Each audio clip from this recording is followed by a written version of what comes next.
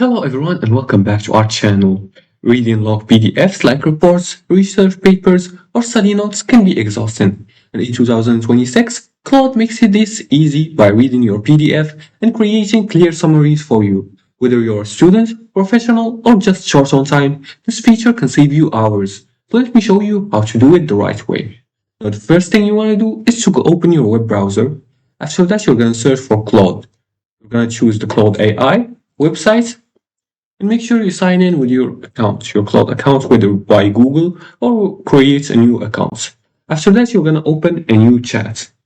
After opening a new chat, you're going to click on upload right here. You can click on add file or photos. And then you can scroll through the files you want. I'm just going to drag this file right here. And you can drag it to add it to the chat, just like this. And you're going to wait for the PDF to be uploaded. Once you upload the PDF, you're going to wait for it to finish processing. Then you're going to type a prompt like summarize this PDF.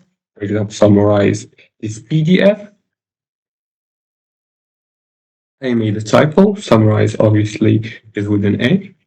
So I'm just going to write summarize this PDF. You can also type in different prompts like give me a short summary of this document or summarize this in blue points, and Claude will generate a clean summary instantly. You just have to click. You can choose which model you want to work with.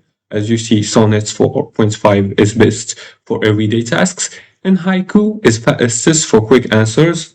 So you're going to choose the model depending on your needs, and you're going to click send. And just like this, Claude will start generating the summary. As you can see, this is the summary of the PDF I just uploaded. Now, don't upload scanned PDFs without texts, and very large files may take longer. Also, you can ask for short or detailed summaries, and you can ask for summaries by page or section.